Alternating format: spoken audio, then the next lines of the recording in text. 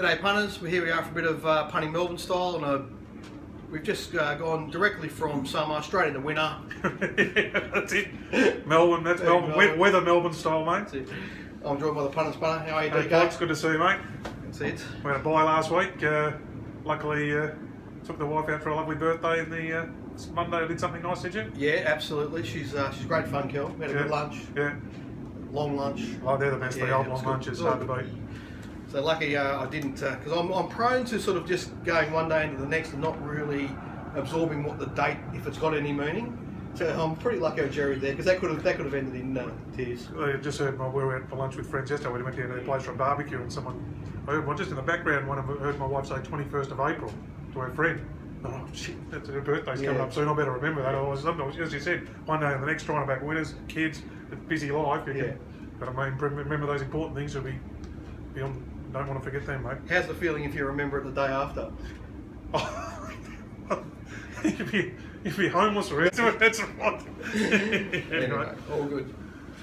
So we had it was a big racing in Sydney, fairly quiet at Mornington. Friday night was a bit happening there, wasn't it? But I actually liked the look of that Moonee Valley meeting when I first looked at it, but then it sort of dropped away a little bit, and there was a lot of short price favourites here on Friday night, so it was sort of hard finding value. But did you have a look at? I know you've been in Sprite's corner this campaign. You have a look at him or that race? I thought Sunlight was immoral. Did you? I just couldn't find a way around it. Yeah. So she got to a marginal price. And Flighty Sprite is flying though. Yeah, yeah. As you found earlier in the prep. Yeah. Just all Sunlight needed to do was jump. She provided she jumped, she had that wide draw. He said, and which was probably important in the scheme of things, that she jumped. That was as best as she's ever jumped. Yeah. Al Curry said after the race. So the only danger was that if she had have missed it a half and got posted and had to work a bit harder, but she's very tough. Once she's fit, she needs that first run, that first up level's a bit soft, but then once she gets fit, she's just a really tough filly. She must be an amazing type. Yeah. Like her, I think it was Jane doing it and Terry Barley, all the lookers there said, have a look at this, she's a magnificent looking animal, you know. Yeah. I know she only had 50 in the Newmarket, but to lead all the way to the Newmarket in a 20 horse field like that, that's you know, a lot of horses have got the drop on you. Yeah. There's a lot. It was just there's more than just the raw rating involved there. You know? Yeah, and she won she's always been short. Expected. You look at her SP profile. She's been short price virtually every run except for that. Where that was she was 12 to 1 or something there. So and she got the job done there. So anyway. And then what are we? We're only a bit more than a week since the All-Star Mile, which just to reflect on that, DK, I thought it was. I've got to give it a lot of ticks in the end. I mean, I know there were a few problems and a few issues they've got to iron out, but in the end, I think it did capture imagination. I think there are a lot of people that are on the, that are occasional recreational punters and that sort of thing, and they got into it, and so maybe I don't think the crowd at the course is a measurement that they should hold too much stock in, because that was just a good solid crowd. Good solid crowd, 15,000. But I think I would be shocked if the turnover on that race wasn't, right up there with some of the better races. Yeah. Me personally, it's the biggest turnover race I've had in probably 2 years. Yeah. Because the market was so strong, I just kept betting. Yeah. And in the end, I was way overcommitted, and I basically had my best result was Happy Clapper, Mystic Journey was a winner, and Elise was basically a chop out. If anything else wins, I am completely stripped. So I'm sort of looking at it, trying to decide whether Hartnell was unlucky or not. I don't really think there's any circumstances he's going to beat Philly, but he was held up. So anyway, that's a matter of opinion. It was all a matter of opinion. Yeah, everyone's going to have an opinion on it. So, it was an exciting race, and it was game on. Yeah. Unlike Sandown last Wednesday. Well, we'll get to that's where we'll kick off, mate, because you appeared with a little video from home there. 5 minutes on the table. It's game on. Everyone's we're engaged. We're excited. We're with our horse, and we're into the race. And we get back 50,000 on a Wednesday. Whatever.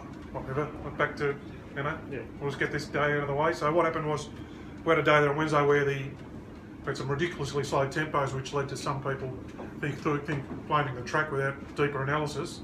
So you come on Thursday, Potts, on a little video and pointed that out to everyone that the track was in terrific order, a good 3 to good 4. Some woeful tactics from some senior riders. I want to say now I've looked at it and reflected on it, DK, and I've made an assessment initial, at least of the sectionals and so forth. The track was a 4, it probably walked in certain sections like a 3. The fact that made it that way was after the most recent Lakeside meeting, which was back in January. He cored the track. So golfers will understand what coring is, you know, when you take the bigger holes out of the course. But it was a long time ago. It was pretty much, like, it was 90% recovered, but it probably just dulled it a little bit. Right. Minor though. It's minor. I'm talking like, you know, half a rating difference, whereas the riding was, you know, we'll get to that. So making it look like the overall time, several races look like slow track times. Yeah, because we got we got some analysis through on the first and last sections of the race, isn't it? When they're staying the 2100s, we're used to those going out really slow and things like that. But there's a 12. You can convert this back to the links. Yeah, but we shouldn't just gloss over that. All right. Well, so in that staying race, which is the fastest last 600 that was of the day, race one. Palomino. Palomino has never been on pace in her life. No, she's a runner. She was put on pace and she won the race because of it. Jordan Trolley, he's a jockey that I really like. He rarely makes mistakes, so I'm assuming he was riding to instructions, but that was terrible on an odds-on favourite. So he's gone back to last in a race. They've gone out in 51, which is what you convert that back to links for everyone. In the first half of the race is 20. Yeah, it's minus 25 links. Minus 25 links below par. Right, that's in a staying race, but it can be a regular occurrence in staying races when they walk, but not when the favourite gets the short price moral gets back to last. Yeah. Actually, there's a similar scenario. This is not that you're backing good horses. There was a high weight maiden at Hamilton 2 weeks ago with a $1.30 favourite, Aurum Demeanor or something, one of Simon Walt's, $1.30. The race has gone out -4. So that's like, and it's got beat. Yeah. So the first half of the race is like 50 links below par, and it's led to the $1.30 chance going over because it's been an absolute walk, canter even. So that's what happens when they go these slow tempos. So when I went on. Last time the Racing Ramp boys were down with the Betfair guys, Mark and Gordo got me on. We talked about it. And Mark asked me why, because I said I just haven't. My record's nowhere near as good. I'm not as confident in once I get past 2,000 metres. And he asked me why, and I didn't really.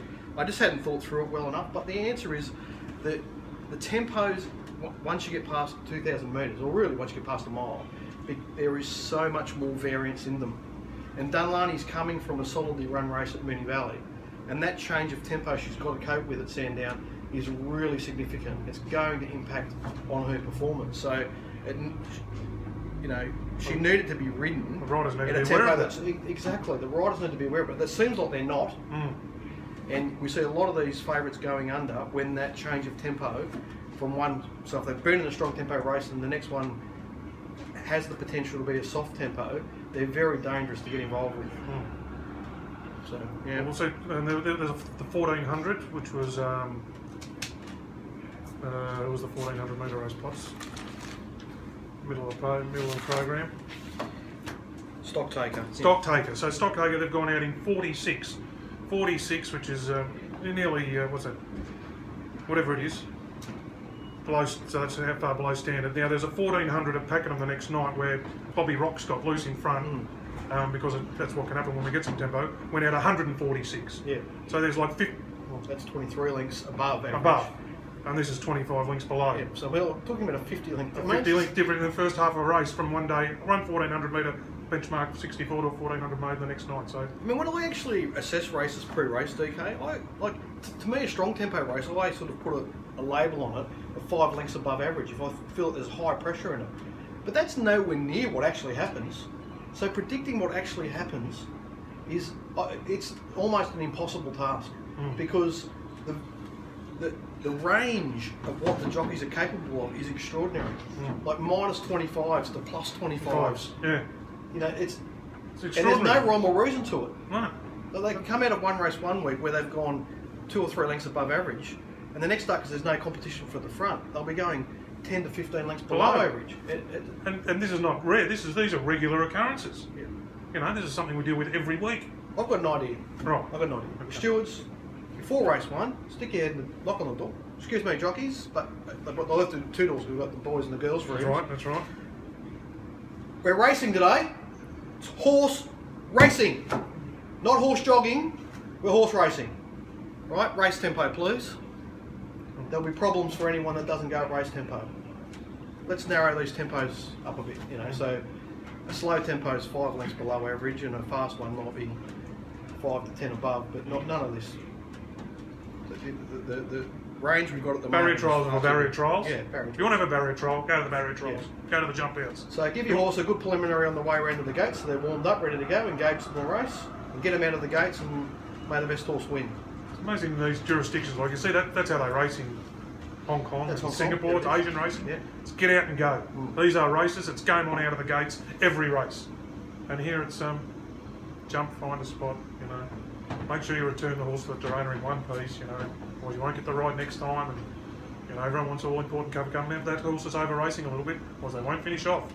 You know, it's unbelievable. Then these horses find themselves in front and they go terrific.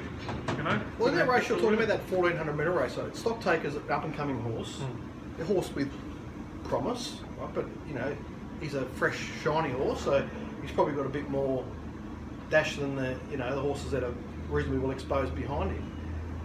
Most of the horses there, their only chance to beat him is to make it a test, because he's only had 2 runs, he's not hardened, so they've all just allowed him to just wander out from side the lead, sprint the last 400 metres and win the race. Like Matthew Allen could have taken off at the 600 and put a length to 2 lengths, because Stock Taker doesn't seem to have good pickup. No, He could have gone round it and put 2 lengths on it, but he wanted to go round it holding it together. You know, Matthew Allen doesn't get many opportunities to win city races. The horse he rode won't get a better opportunity to win a city race than Robbie Griffith's horse. Oh, Turek Warrior or whatever it was. Warrior.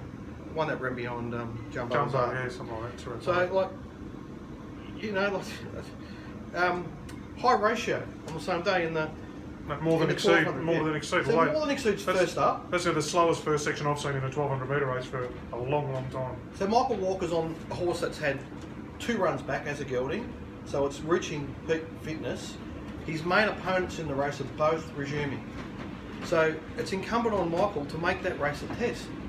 He gave up the lead to more than exceed without spending any energy whatsoever. Gifting it. And he didn't go up to apply any pressure till the 300. And then they've just both sprinted at the same speed of the line, and there's a neck or a head between them. So getting in the jockeys' minds, I suppose that's part of what we do the form, isn't it, Potts? And we know that we watch them hundreds and thousands of rides, these guys, every race. So we just, that's part, I suppose, doing the puzzle. But frustrating when you. So I don't know. On the same day, there was a lot of excitement about Chenier. Did you look at any of those pre-race? No, not really. No, it was a 2-year-old. It is a 2-year-old, so I don't really try not to get too involved. So to the eye, he looked impressive. But I would just say, a bit of caution there, punters, that was the worst group of horses in the city race. I could not find one thing to get interested in any of them at all. I was looking for something to beat Chenier and just couldn't find anything. So, and he's obviously got something to offer, but the margin there on Wednesday flattered. You think? Okay. Maybe I'll wait that race tomorrow, so I will. Oh, a friend of yours got the cash there though, DK, what's that winning? Yeah. Gets put in the racing when he gets put in the race. We're on him at Ararat. We're on him at Ararat. Anyway, he's just that sort of horse, but he's an old favourite of mine, yeah. And he's just proved by getting back and running on, and the 2 times he's been put in the race, done at Colac and Harry the other day, he can get the job done because he's got strength. Yeah. Now you want to talk about the market, mate? We had the market at the moment. There's been sort of the pop taxes come in, and it's in, but the markets have changed a bit, and the market percentages and the VOP and things. Yeah, I think over time it'll tend to sort itself out, because there'll be competition just sort of lends it to it, as long as the barriers to entry aren't hopefully they come down even more. But I think there's a lot of people out there would like to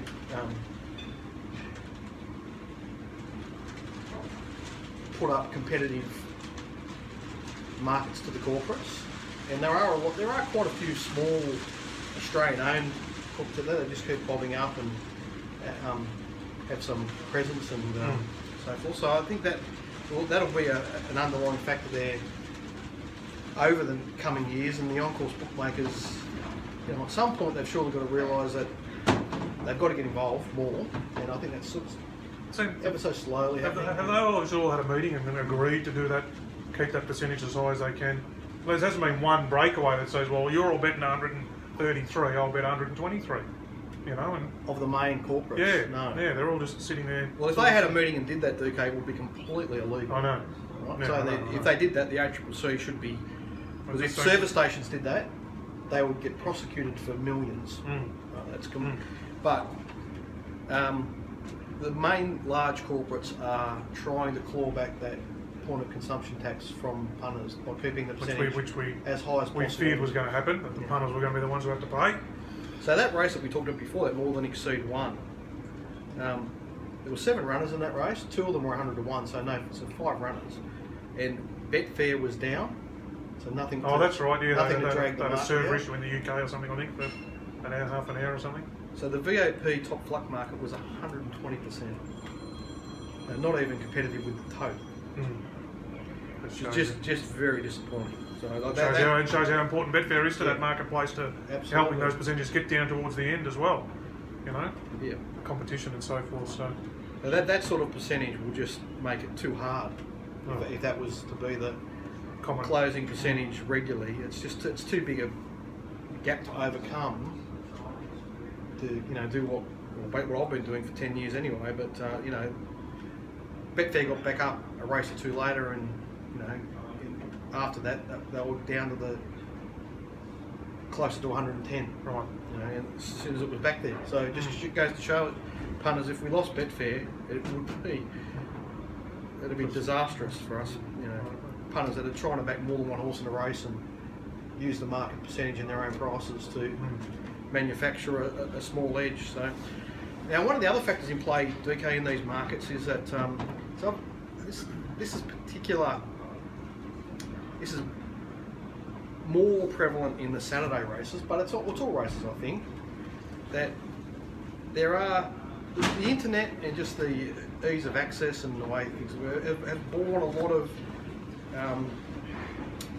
tipsters, whether they're using the internet or Twitter or whatever, some version of social media or whatever, which is, I'm one of those, I suppose, you know what I mean? I've got an audience through that, and guys send a document out pre-race to people and so forth. But I'm particularly talking about ones that don't care about price. They just tips. Just tips. So they find a horse.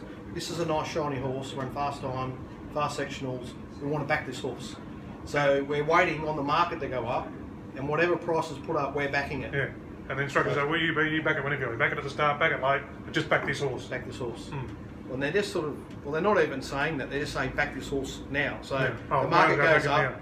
Let's say it's $4 into $3 because there's hundreds of people backing these horses on Wednesday night or whatever, and then the corporates know those horses are going to be easy to lay, and well, you would think the corporates would be. Well, in my day, I used to be buy memberships to these sort of things, so they'd be ahead of the curve and knowing the horses are being tipped and going off. I don't know if they still do it, but so it just makes those horses, and then they're slowly getting out. Like it takes one of the big teams to take a position against them for them to actually get out to what might be a price. Which can happen because part of what they're based on is public perception, isn't it? The public market versus their markets and things like that. So that's when they're happy to play. If they're overbet that way, they move back the other way to push it out. They like playing in that sort of a scenario. I would just say to some of these tipping services that just because a horse is nice and shiny and run good sectionals and whatever, doesn't mean they're a good bet at any price. So just be a little bit mindful of what price you're tipping punters into. But I suppose in the end it all works out. A lot of them have been getting beat. Oh, is that? Yeah. Okay. I mean, the 2 meetings over Flemington, even if you go back to the 3 meetings, Mystic Journey was Mystic Journey and one other horse that were the opening or the closing favourite and won. Mystic Journey wasn't the opening favourite in the All-Star Mile, was she? No. No. So there was just a lot of them got beat, and they were always tight prices. Like you look at the 27 favourites from those 3 meetings at Flemington. Those favourites were all very tight prices, hard to get on, and the only opening favourite that won was We Take Manhattan, and it didn't jump favourite in the end. And we're talking in the $5 range. There were a lot of short favourites that got beat over those 3 meetings. Just pick one small sample situation, and it's happening a lot.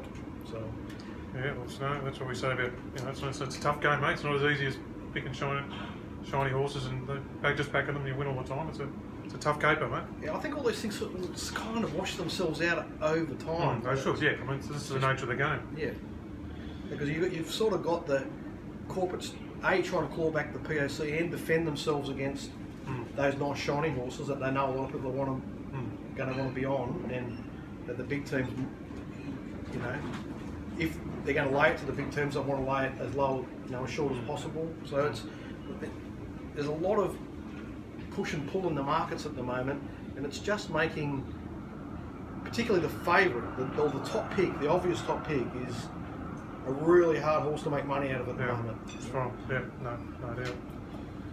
All right, anything catch your eye? Any horses to follow, mate? Can you come top of your mind? There's been some good maidens the last couple of weeks. You say a couple and I'll... Well, I tweeted out about these two maybe a week ago after I did was it last Monday?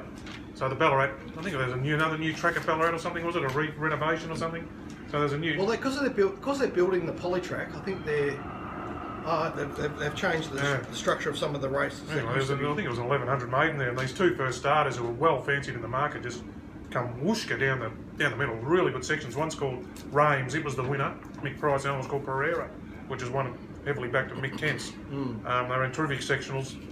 Second and third horse, Freedom Beaver, just was one at wherever it was on Albury on Thursday, and Bionics won yesterday. So that's good for that. I think they'll go forward. And then there's another last Tuesday at Ballarat, Bendigo. Sorry, looks to be a fast maiden there with two first starters as well. Lassiter, who won was the Tony McAvoy thing, was back and wide and rounded up the Damien Oliver, Mike Moroney first starter called Octane. But yeah, it's been a fast race and they came right away, those two. So yeah, a couple of their pots. There's one I wanted to ask you about. It didn't do much really, but it actually did what you expected it to do a couple of runs ago. Now it's done it, and I thought you might have an answer as to why. No shame. No shame, yeah. No. I wanted Geelong. Yeah, so it just got everything was right for it, Geelong. Right. It's more the second horse, who I've had a real love-hate relationship with that second horse there, Hortclair. Right, yeah.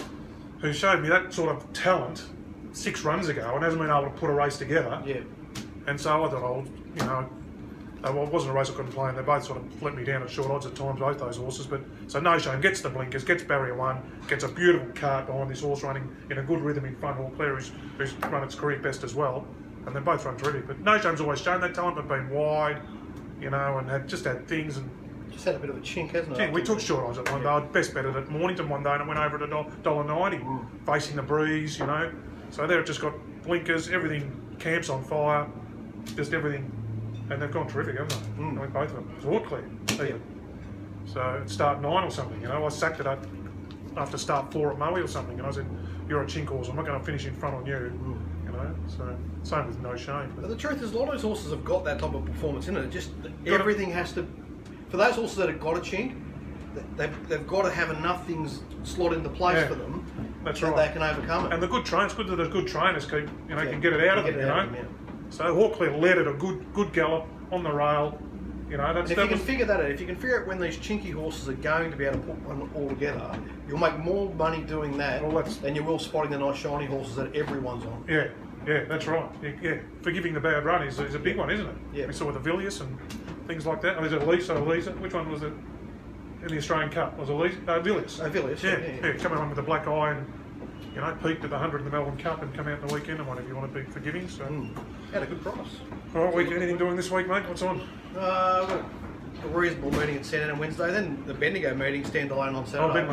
That's always a really good meeting. It's well supported, good numbers, competitive racing, competitive betting. So hopefully our mate Juppy will walk the track for me. And, black shorts for Juppy. We'll have something to do there, and we'll try and see if we can get something out of it. All right. All right, punters. That'll do us. Cheers. Cheers.